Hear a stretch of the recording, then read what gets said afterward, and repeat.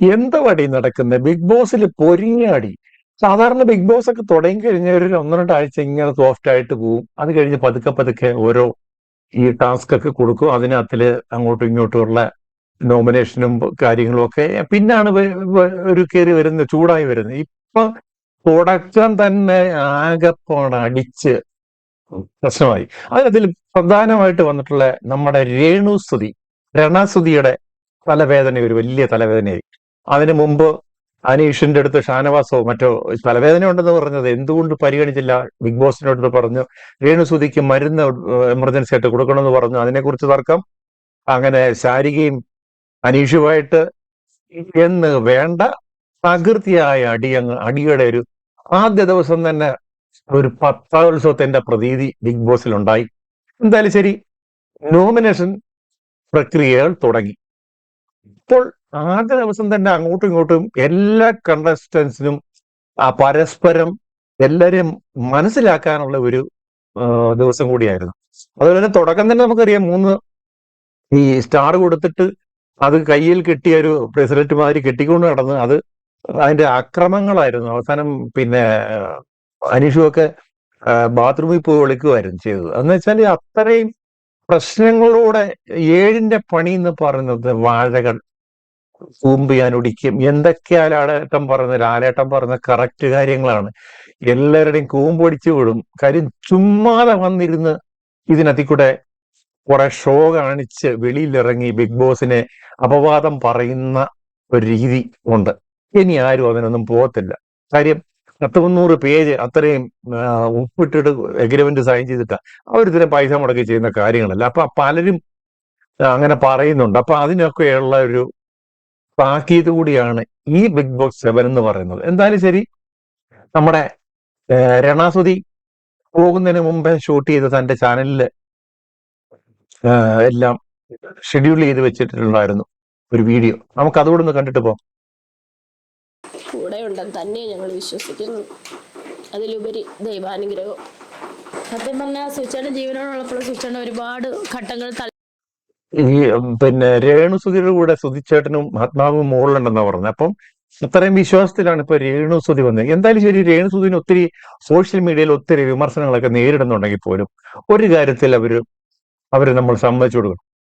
കാര്യം പൊരുതി നേടുക എന്ന് പറഞ്ഞ് ഇതൊക്കെ തന്നെയാണ്. ആയിക്കോട്ടെ, അവരൊരു ഒരു സ്ത്രീ ഭർത്താവിന്റെ ഒരു വേർപാടിന് ശേഷം അടുക്കളയിലും അല്ലെങ്കിൽ അണിയറയിലും ഒന്നും ഒതുങ്ങാതെ പൊതുജന മധ്യത്തിലേക്ക് അവരുടെ കഴിവുകൾ അല്ലെങ്കിൽ സുധിച്ചേട്ടനിൽ നിന്ന് കിട്ടിയ കുറെ കാര്യങ്ങൾ വെച്ചുകൊണ്ട് അല്പ സ്വല്പം പാടും, കുറച്ച് അഭിനയ കഴിവുകളൊക്കെ ഉണ്ട്. പിന്നെ കുറെ ഓവറായിട്ട് കുറെ കാര്യങ്ങളിൽ ഇടപെട്ടതാണ് ആ കുട്ടിക്ക് വന്ന വലിയ പരാജയം എന്ന് പറഞ്ഞത്. എന്നാലും ശരി, രേണുസുതി വീട്ടിൽ വെച്ച് ഇത് ചെയ്ത സാധനമാണ് ഇന്ന് പുറത്തുവിട്ടതാണ്. പറഞ്ഞ ഒരുപാട് ആൾക്കാരുണ്ടായിരുന്നു. അവരുടെയൊക്കെ മുന്നിൽ പിടിച്ചു നിന്നാണ് സുചേട്ടൻ. ആ ഒരൊറ്റ എന്താ പറയാ, ഒരൊറ്റ ധൈര്യത്തിലാണ് ഇപ്പം ചെയ്യാത്ത കുറ്റത്തിന് പോലും നമ്മളെ ഒരു പരിധി വരെ പോട്ടെ, അതൊക്കെ പോട്ടെ, നമുക്ക് ആ വിഷയങ്ങളൊക്കെ കളയാം. ഈ ഇതിനകത്തിൽ വേണ്ടേ ഓട്ടമാണ്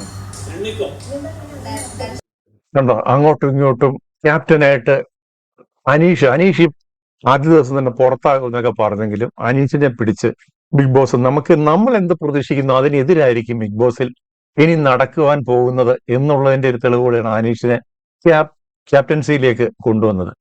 ഇനിയും നോമിനേഷന്റെ പരിപാടികൾ എന്തൊക്കെയാണെന്നുള്ളത് നമുക്ക് വളരെ ആകാംക്ഷയുടെ മുൾമനയിൽ നിർത്തിയ ഒന്നായിരുന്നു ഈ സീസണിലെ നോമിനേഷൻ പ്രക്രിയ. ഈ സീസണിൽ ചില പുതുമകളോടെയാണ് ഇത്തവണ നോമിനേഷൻ നടക്കുന്നത്. ആദ്യ ദിനം തന്നെ ബിഗ് ബോസിൽ നോമിനേഷൻ പ്രക്രിയയ്ക്ക് തുടക്കമിട്ടു. അതൊരു ഭയങ്കര ഒരു എന്താണ് സന്തോഷവും മറ്റു കാര്യങ്ങളും അവിടെ ഇന്റിമസി ഒക്കെ വരുന്നതിനും പിന്നെ നോമിനേഷൻ പ്രക്രിയ തുടങ്ങിയത് ഒരു ഭയങ്കര ട്വിസ്റ്റായി മാറി. ആർക്കും ഇത് പ്രതീക്ഷിച്ചില്ല. അപ്പോൾ എല്ലാ മത്സരാർത്ഥികളും നോമിനേഷൻ പൂർത്തിയാക്കിയ ശേഷം ഏറ്റവും കൂടുതൽ വോട്ടുകൾ ലഭിച്ച് നോമിനേഷനിൽ വന്നത് കോമണർ മത്സരാർത്ഥിയായ അനീഷായിരുന്നു. അത് നമ്മുടെ ഇത് പിന്നെ ക്യാപ്റ്റൻസി കൊടുത്തതിനെ കുറിച്ചുള്ള ടാസ്കിൽ മത്സരിക്കാൻ അവസരം നൽകി അങ്ങനെ കൊടുത്തു. ഇന്ന് പിന്നെ കൺവെൻഷൻ റൂമിലേക്ക് ഓരോരുത്തരെ വിളിച്ച് നോമിനേഷൻ കാര്യങ്ങൾ നടത്തിയത് ഈ രീതിയിലാണ്. കൺവെൻഷൻ റൂമിൽ ചെല്ലുക, പുറത്താക്കാൻ ആഗ്രഹിക്കുന്ന, നോമിനേഷൻ എന്ന് പറയുമ്പോൾ പുറത്താക്കുന്ന ആൾക്കാരെ കുറിച്ചുള്ള 2 സഹ മത്സരാർത്ഥികളെ കുറിച്ച് നോമിനേറ്റ് ചെയ്യുന്ന പേര് മാത്രം പറഞ്ഞാൽ പോരാ, കാരണം ഇതെല്ലാം ചിലരൊക്കെ അതിനകത്ത് കിടന്ന് ഭയങ്കര ഹൊറിബിളായിട്ട് കിടന്ന് ചാടി എന്താണ് എനിക്ക് തോന്നുന്നു ഈ സീസണിൽ ഒറ്റ ദിവസം കൊണ്ട് ഞാനാണ് ഈ ശക്തിയും സംസാരത്തിലും എല്ലാം വലുത് എന്ന് കാണിച്ചാൽ ബിഗ് ബോസിൽ അങ്ങ് എന്തുവാ ഡബ് നേടും എന്നൊക്കെ ആയിരിക്കും ചില. അതിന്റെ ഒരു ഒരു എല്ലാവരുടെയും ഈ ഓവർ സ്മാർട്ട് കാണുന്നുണ്ട് പല മത്സരം. ഇതിനകത്ത് കുറച്ചു പേരൊക്കെ ഉള്ളു ഇങ്ങനെ ഒതുങ്ങി നടക്കുന്ന. ഇതിനിടയ്ക്കൂടൊക്കെ ഇങ്ങനെ പോകുന്നുണ്ട്, അതൊരു വലിയ ശ്രദ്ധ വന്നിട്ടില്ല. എന്നാലും എല്ലാവരും അവരുടേതായിട്ടുള്ള പങ്ക് വഹിക്കുന്നുണ്ട്.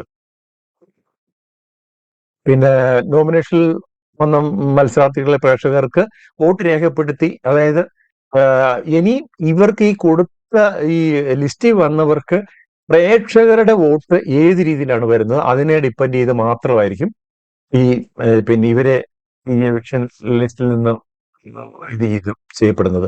പിന്നെ വെള്ളിയാഴ്ച വരെ നമുക്ക് ഈ വോട്ട് ചെയ്യാനുള്ള അവസരവും കൊടുത്തിട്ടുണ്ട്.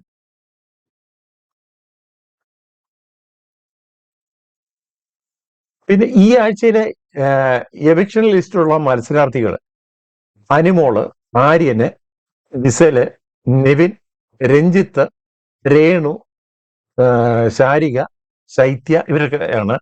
അപ്പം ഇവരിലെ ഏറ്റവും കൂടുതൽ വോട്ട് ഇത് വന്നിട്ടുള്ളത് ശൈത്യക്കാണ്. ശൈത്യക്ക് 4 പോയിന്റും കണ്ട് വന്നിട്ടുണ്ട്. അപ്പം ഇനി ആരൊക്കെ അകത്ത് തുടരണം, പുറത്ത് പോകണം എന്നൊക്കെ തീരുമാനിക്കേണ്ടത് ഞാൻ ഉൾപ്പെടുന്ന പ്രേക്ഷകരാണ്.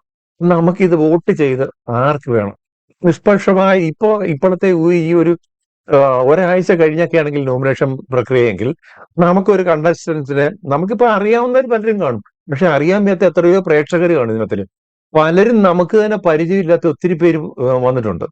അപ്പം ഇതിനകത്തിൽ ആരൊക്കെയാണ് എന്തൊക്കെയാണ് ഇനി എന്നുള്ളത് നമുക്ക് വോട്ട് ചെയ്ത് കഴിയുമ്പോൾ അതിന്റെ ആ ഒരു പ്രക്രിയ പൂർത്തിയാകത്തുള്ളൂ എന്ന് വേണം. അതായത് നമുക്ക് ഈ ശനിയാഴ്ച ലാലേട്ടം വരുന്നവരെ കാത്തിരിക്കണം. എന്തായാലും ശരി, പല അപ്രതീക്ഷിതമായ നീക്കങ്ങളും 7ന്റെ പണി, അത് 7ന്റെ പണി തന്നെയാണ്. ഇത് 8ന്റെ പണിയായി മാറുമെന്നുള്ളത് ഇതിനകത്ത് ഇതുവരെ നടന്ന ബിഗ് ബോസ് ഇതിനകത്തിലെ വാക്കുകൊണ്ട് ഇതിനകത്ത് എന്തൊക്കെയാണ് ഈ ഇവര് അങ്ങോട്ടും ഇങ്ങോട്ടും ഒക്കെ ഉള്ള ഈ നോമിനേഷൻ കൊടുക്കാനുള്ള കാര്യങ്ങൾ എന്ന് പറഞ്ഞാല് മത്സരത്തിൽ പങ്കെടുക്കാതിരിക്കുക, ദേഷ്യം കാണിക്കുക, ഡ്രസ് കോഡിന്റെ പ്രശ്നങ്ങള്, പിന്നെ സംസാര ശൈലി, ഇങ്ങനെ കുറെ കാരണങ്ങളാണ് ഈ നോമിനേഷനിലെ ഉരുത്തിരിഞ്ഞ പ്രധാന കാരണങ്ങൾ എന്ന് പറയുന്നത്.